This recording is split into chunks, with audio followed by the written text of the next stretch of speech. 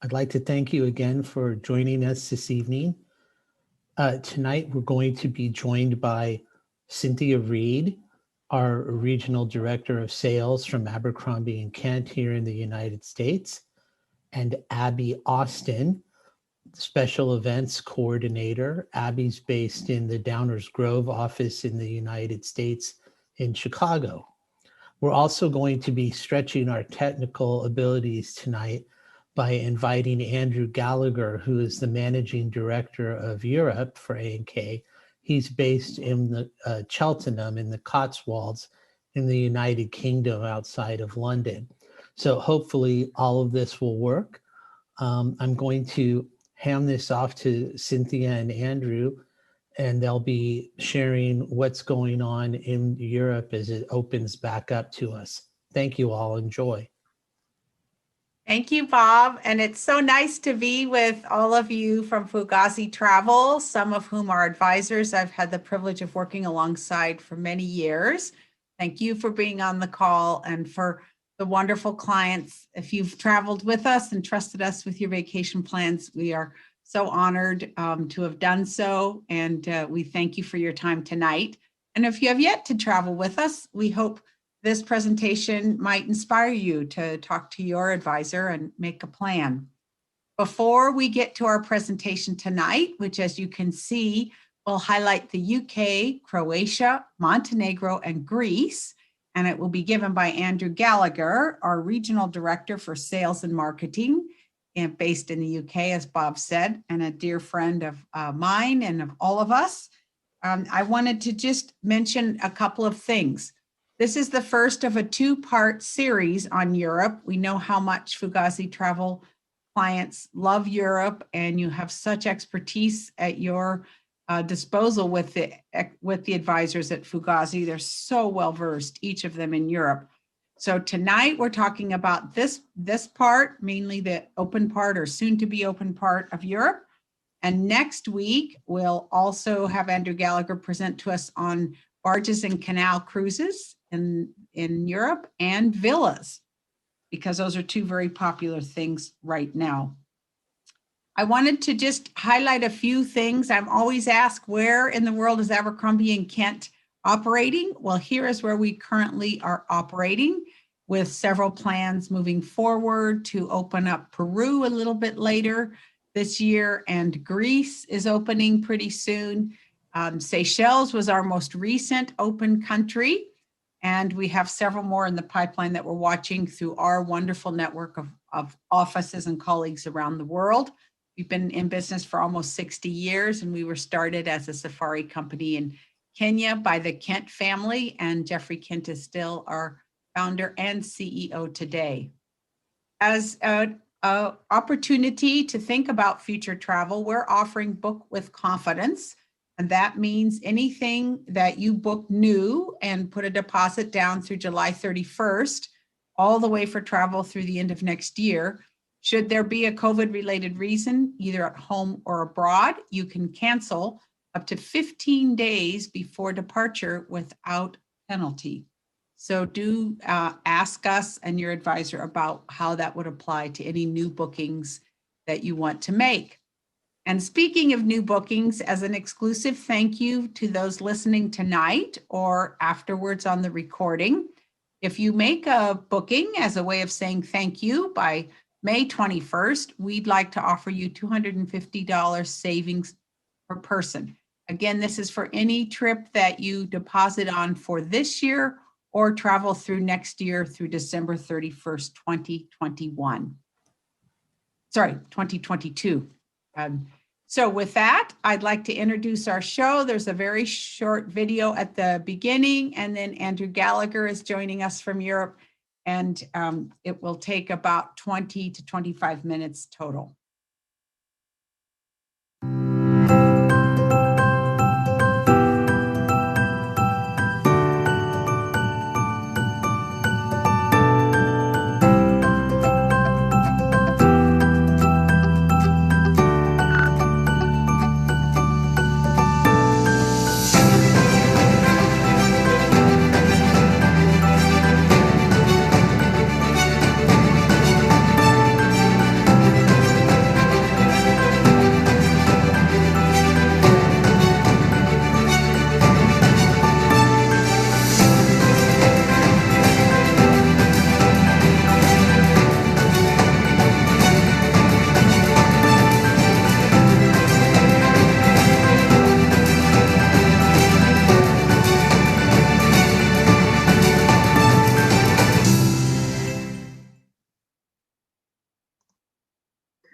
Good evening, and thank you for your time today, and thank you to Bob and his team at Fugazi Travel for the opportunity to be able to update you on travel across Europe. My name is Andrew Gallagher, and I'm the Regional Sales and Marketing Director here at Abercrombie in Kent, based in the Cotswolds in the UK. To give you a bit of a background on our operations, here in Europe, we operate 26 countries, with offices in the UK, Spain, Italy, and Russia. And this allows you to travel seamlessly throughout the continent in a complete bubble from start to finish. We're lucky enough to have 135 guardian angels across Europe. It gives you face-to-face reassurance for when you arrive to the moment you leave. They act as a personal concierge for when plans change at short notice, and plans can change at short notice. Having this peace of mind will be essential as you start to travel again and giving you that reassurance. Space is at a premium already with rebookings from last year as people look to travel again from June onwards to certain destinations across Europe. So A&K and the team at Fugazi will be at the forefront to make sure that you're safe, secure, and you'll stay within your very own travel bubble when we're looking after you on the ground in Europe. The obvious place to start is to update you on the COVID-19 situation here in Europe, as there are fears that I'm sure you've seen in the press of a third wave mount in some countries in Europe. So starting with the good news, the UK has now vaccinated over 50% of the adult population, and it's all set for restrictions to be lifted from the end of June. We're waiting to hear from travel roadmap from the government at the moment, when I can tell you more about air bridges, etc. But we do anticipate that the US will be one of the first air bridges set up between the UK. Looking at Greece, the tourism minister stated that Greece will open again to international travellers by the end of May, as long as you have been vaccinated or have a negative PCR test when you enter the country. The same goes for Croatia and Montenegro, are also open to international travellers. So in terms of planning for the summer from June onwards, these are the destinations I would recommend to consider to start off with.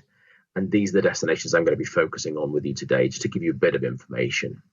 The rest of Europe is not such a rosy picture here at the moment, and each individual country will be releasing their lockdown at different stages. So let's focus on where we can travel to start off with. I'm sure many of you would have experienced the excitement that comes from being in a new environment many times yourselves. And I'm sure you're all excited to start traveling again.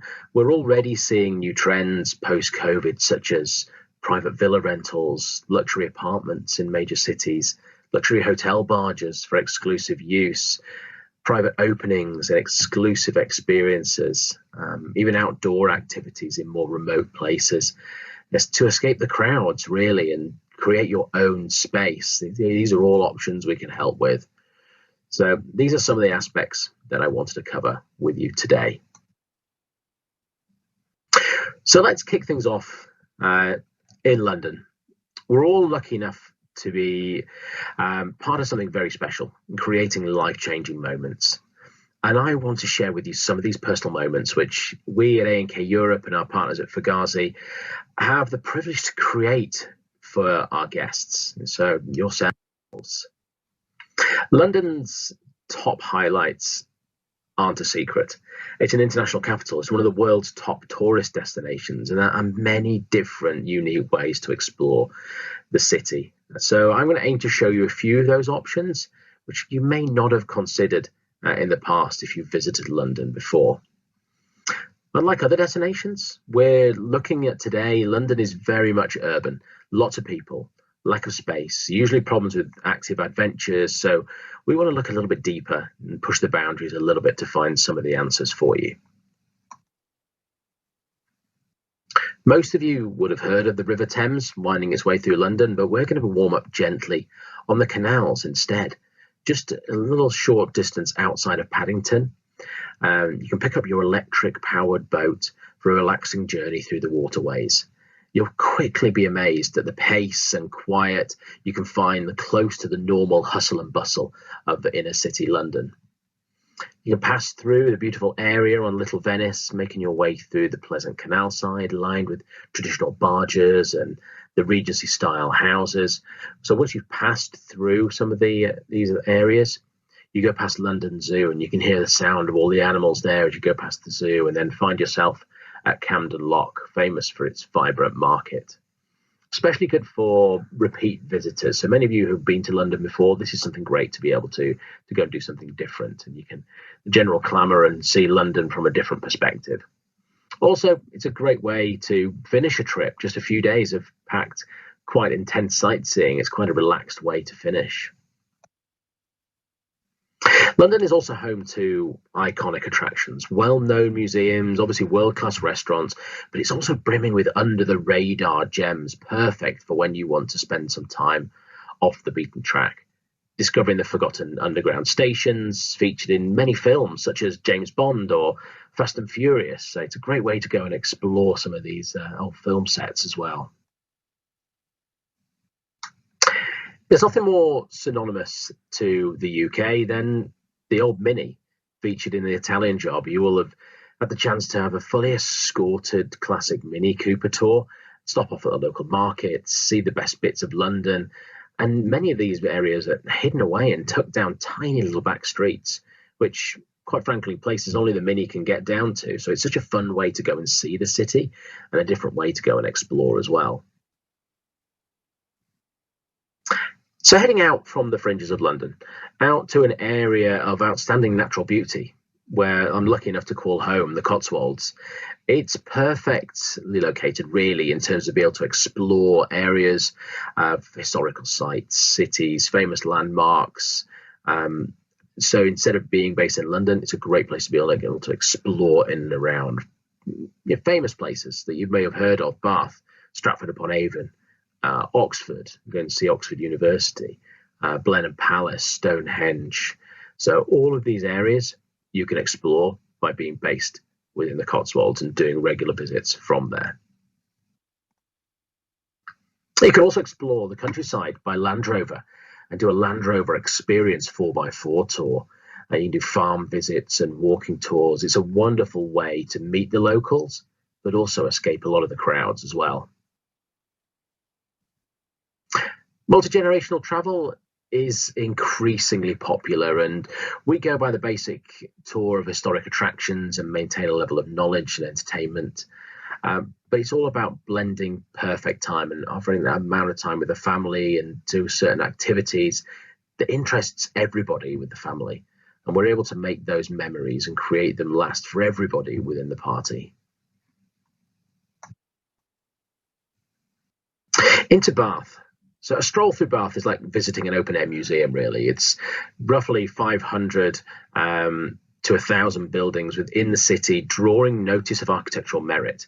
So you can stroll through and soak the natural hot waters of the Roman baths, through to favourite Celts and the Romans, through to the Royal Crescent. And most recently, it's also one of the main filming destinations, locations for Bridgerton.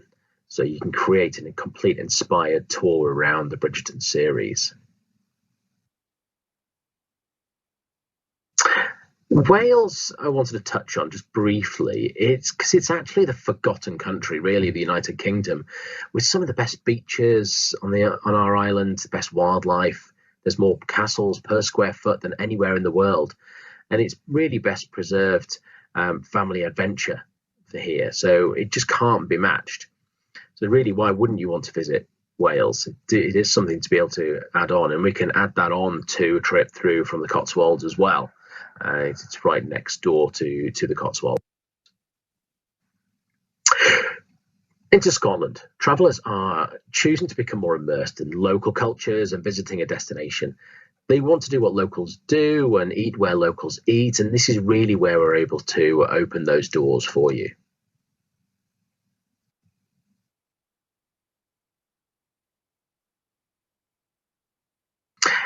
Recently, a sweep of visionaries have been shaking up the Scottish Highlands, our own true wilderness, with castles being converted into high-quality, independently run properties. Of course, whiskey tasting is a must. The famous distilleries we can pair up with the finest cuisine, and also Don't forget, for golf lovers, Scotland has some of the best courses in the world, and obviously is home to the game of golf. Moving further on into Greece. Greece has actually handled the crisis very well and is looking to open mid-May this year to international travellers. So as I mentioned, as long as you've got that negative PCR test or have been vaccinated. Last year, they actually had a relatively successful tourism season, so there's no reason why that wouldn't be the case this year. What comes with obviously being in Greece and being one of the few destinations that will be open to international travellers is going to be the fact that everybody will want to be able to travel there. So I just wanted to cover a couple of areas that you may not have considered, but are actually quieter than some of the main touristy islands that you have within Greece. Some of the more popular routes would be starting in Athens, going to Mykonos, and then finishing in Santorini. These aren't the areas I'm going to touch on today because I wanted to look at the Peloponnese Peninsula. It's on the mainland. And it's been bubbling under the radar for years. It's a favourite area of mine, really. The local airport of Kalamata opened up to international flights and is shaving several hours of driving time from Athens and boosting arrivals to the region.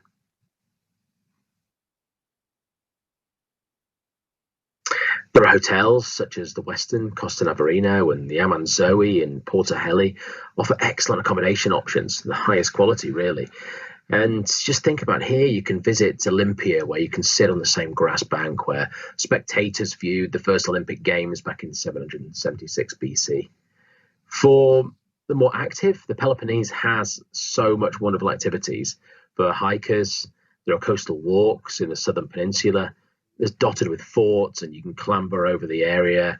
But also the area has huge, fantastic, untouched, gorgeous beaches. For one of the many highlights and something a little bit fun in Crete that you wouldn't normally think of in Greece is an exhilarating off-road safari to absorb the information about Greek mythology by one of our expert guides and also take in some of the breathtaking views around the island.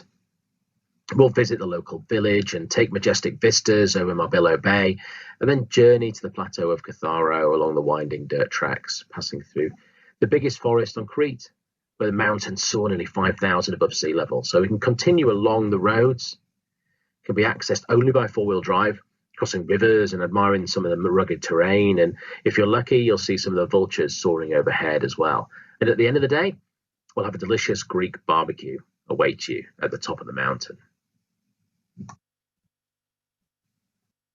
I do recommend the sunset sailing in Greece. It's so beautiful, being able to enjoy the spectacle out on the water and take in some of the stunning scenery. It's also a great way to explore many of the islands as well, and also transiting between some of the islands. So do inquire about adding in a yacht as part of the itinerary.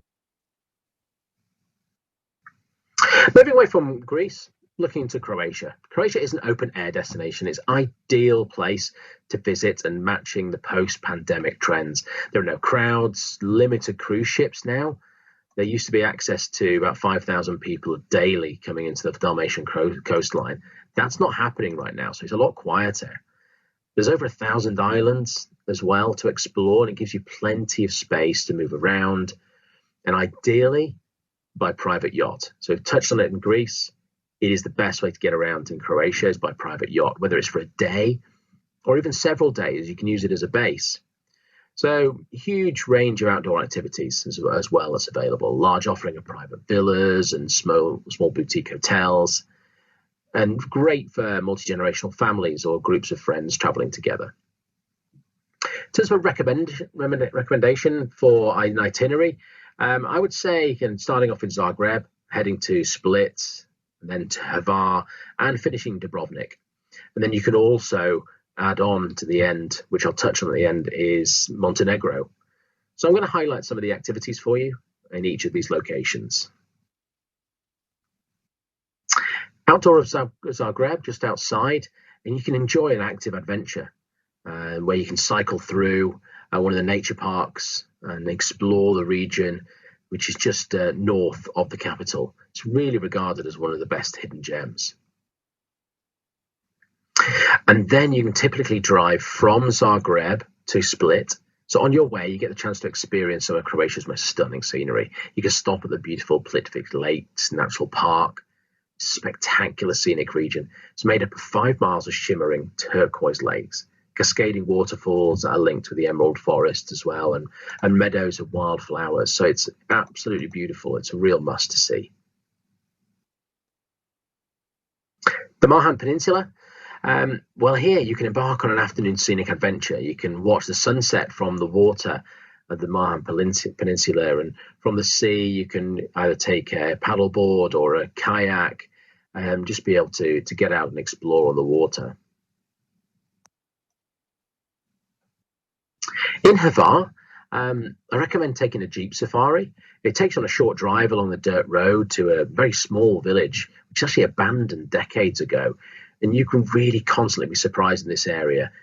The sheer variety that you have here that you just wouldn't really normally expect from the landscape here. Well, you've got vineyards covering all of the hills, olive groves, undulating fields of rosemary and lavender. It's absolutely beautiful to explore. And then again, getting out on the water, it's an absolute must again. So I've mentioned there's over 1,000 islands on the Dalmatian coastline, and we can arrange a private sailing over to Brack Island, do traditional bread making there, and do a cooking class with some of the local families. And then moving on to Montenegro, is a land of beautiful sandy beaches and high mountains. Montenegro is actually classified many times as one of the most up-and-coming destinations in Europe, and it's also known by a lot of the locals as the new Monaco. It has an exclusive port with many super yachts in there, one of the most beautiful Rivieras in the world. But also the distances are quite short between a lot of the attractions, which is very attractive when you're visiting. So you can easily combine various activities from sailing, hiking, cycling, wine tasting. There's a huge amount to be able to go and see and do. And you can do things like rafting down the deepest canyon in Europe, or exploring the biggest lake in Europe, much, much more. There are many selected hotels, such as the Chedi in Lustica Bay, the Aman Sveti Stefan, the Regent in Porto Montenegro, and also the new one and only Porto Novi. So you've got a huge amount of top brand hotels within Montenegro. So it is a great option and very much a 5-star destination. Thank you, Andrew. We're so happy that you gave us an update on new ways to see maybe some old favorites for some of us. I know you've added 2 destinations to my bucket list, and those would be Montenegro and Wales. And I wonder, for those listening, if there's anything he covered that you haven't been to. Speak to your travel advisor, and let's see if we can't make a plan for you. I just double back and remind you that as a thank you for listening today, you do get a nice savings should you make a booking and deposit by May 21st, anytime for travel through December 31st, 2022. And with that, I'll turn it back to our wonderful host, Bob Romano, and thank you all for your time and attention. I can't say anything but thank you as well. I was enchanted by this presentation. There's so many old favorite places I want to go back to again and again. Europe truly is an enticing destination for us all. Anyway, thank you, Anne Kate. This was enjoyable and fun, and we look forward to the next presentation we're going to do together. Have a great evening, everybody.